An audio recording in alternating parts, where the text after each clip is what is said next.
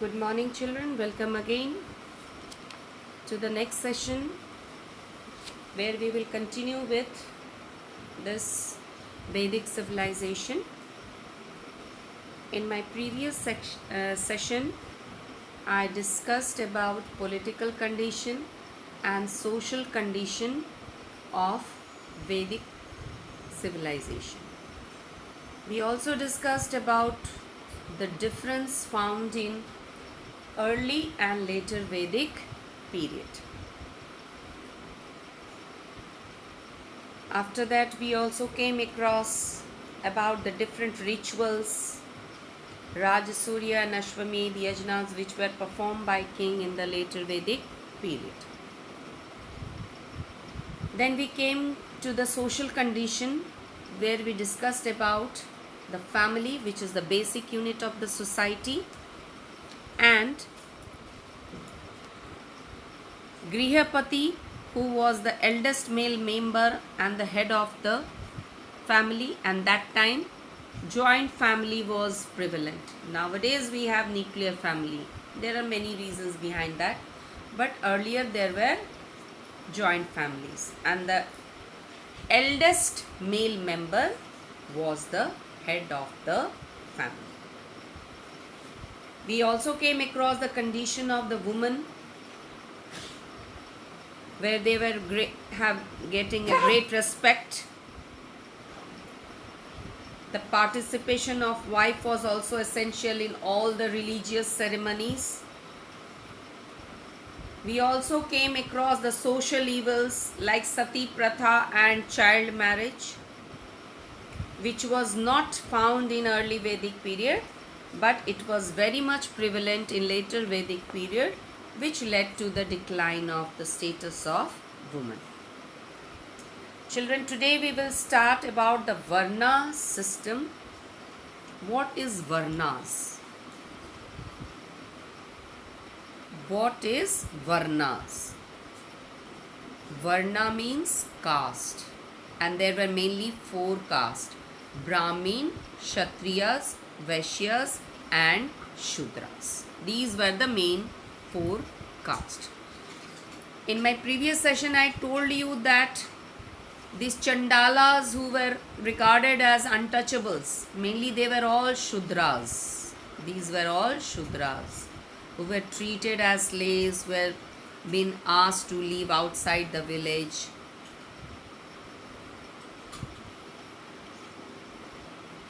So this is all about it.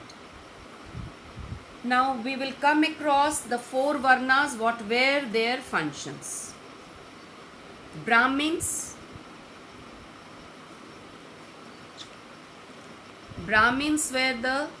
what were their main role? They used to look after the religious matters. After that, the next Varna was Kshatriyas. It used to protect the people from internal and external harm. Means if there is an internal or external attack by anyone, the Kshatriyas were great warriors, they were great fighters. So they used to protect the people from this internal and external harm. The third Varna is Vaishyas, who were cultivators and craftsmen. Mainly they were the farmers, craftsmen, weaving. They were all belonging to Vaishyas. And the last were the Shudras, who were treated as laborers and served the above 3 classes. Means they were like laborers used to serve the 3 classes, that is Brahmins, Kshatriyas and Vaishyas. The people of different Varnas had the freedom to intermingle, marry or change their occupation. But in the later Vedic period, the Varna system became very hereditary and rigid. Yes, again here we come to the difference in social condition between later and early Vedic period.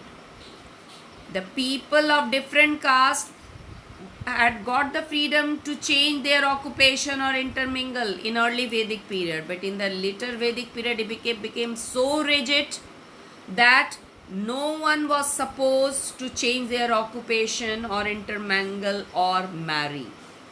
So it became very hereditary and rigid. This is the basic difference between early and later Vedic period related to social condition. No one could change the occupation of the Varna.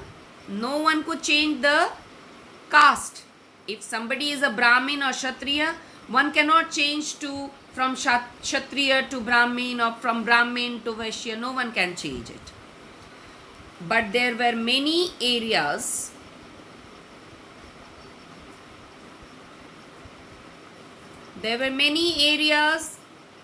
like northeast where social and economic differences were not very sharp. Even the influence of the priest was limited. Northeast area. If we talk about the northeastern part, there the differences were very less and the influence of the priestly class was also very limited. Means that power of the priest was very less. Upanishads divided man's life into 4 ashrams. Mean one person has 100 years of age maximum. So in Upanishad, the man's life was divided into 4 parts. And every part was divided into 25 years of age. So let's come to the first 25 years of age, which was Brahmacharya ashram, where the student used to live in gurukuls and learn the art of life and religion. This age was Brahmacharya ashram. Now you are going to schools to get education, but that time how people used to get the education? They used to leave the home, and for 25 years they used to live in Gurukul and learn the art of life and religion. That was their complete Brahmacharya ashram. Nobody was asked to come back between this 25 years of age. After attaining this, after completing this 25 years, the Brahmacharya ashram was finished.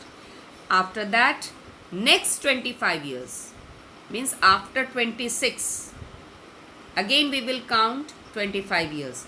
That was Grihastha ashram. What is this Grihastha ashram? Where the man was married and used to work hard and raise the family. Means that was the part of Grihastha ashram. That was the part of Grihastha ashram. Now here after 25 years, after that the Grihastha ashram ends. Next 25 years is Vanaprastha ashram, where they retired to the forest to meditate.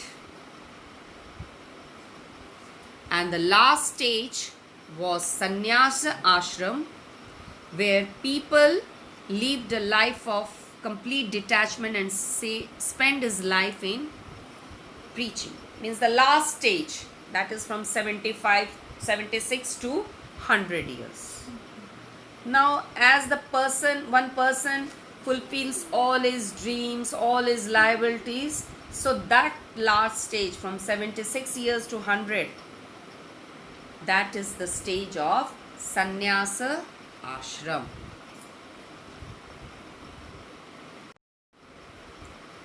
Meditate means to think in a peaceful way, calm way. Now here is the word meditate.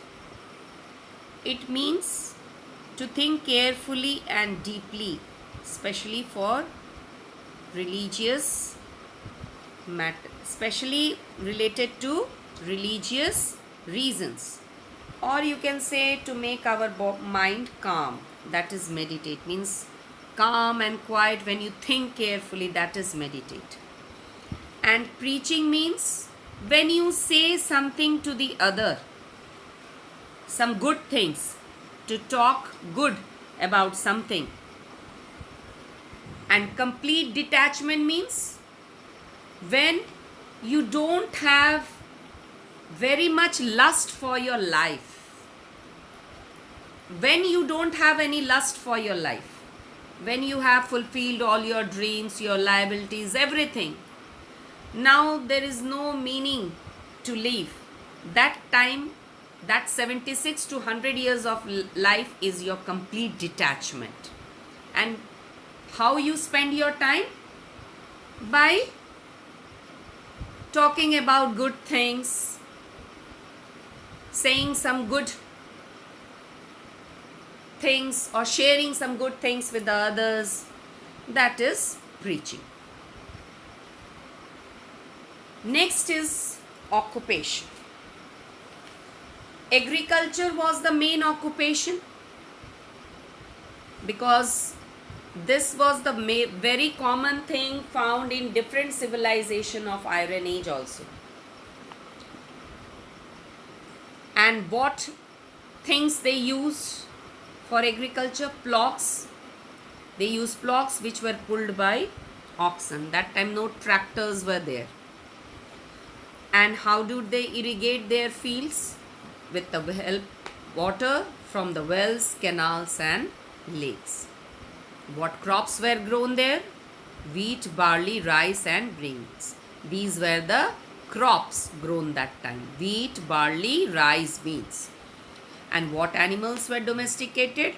Cows, buffaloes, bulls, sheep, goats and dogs. Dogs were the first animal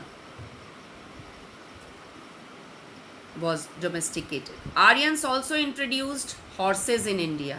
And from where they brought these horses? From Central Asia. That's why many historians believe that Aryans came from Central Asia also, which I told you in my previous session. The discovery of iron. Why it is called Iron Age? Because iron tools were used.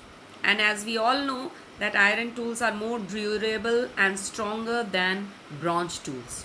So in the form of different tools used in agriculture, which was made of iron. Plows, sickles, shovels, spades, axe, saws, nails and tongs, which were used. The Aryans were also involved not only in agriculture, they were also involved in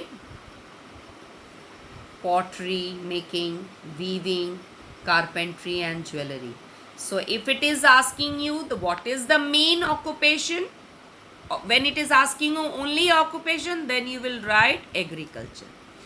But if it is asking you list the main occupations of Iron Age, then you will write agriculture also, along with that pottery, weavery, carpentry, jewelry making also, and also trading. This you have to write. The Aryan were also expert traders. And how the trade was carried out? Trade was carried out on land, because there were no means of transport. Mainly water transport was not there that time, because in India mainly water transport is not the main source that time. Then no air transport was there, so mainly the trade was carried on by land. And these animals, these bulls, these were used for even for carrying the things from one place to another. This was used for transportation also. They used barter system. This is the main thing. What is barter system? Barter system means exchange of goods. Exchange of goods. Nowadays, if you do anything, in return what do we give? We give money. But that time, there was an exchange of goods or services. Means if anybody is doing anything for you, you can provide, in exchange you can provide service or you can provide some goods. Like in villages that time, if somebody used to do the work in the field. In return, the owner used to give them some amount of grains in that form. So that is barter system. And cow was the used as a standard of value. Means cow was been assumed as a standard of value. Means whoever was having this cow at home, that was of great value.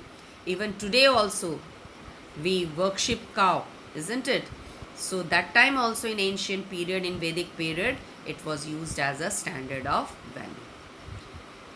Here you see, do you know, in later Vedic period, coins like Nishka, Shatamana and Krishnala were also used. These were the type of coins used during later Vedic period. So, Nishka, Shatanama and Krishna Nala. The gold coins called Nishka were used as a media of exchange in large transaction. So we can say that the oldest currency coins used in ancient India during the Vedic period was Nishka. Later on, I will show you the images of these coins, and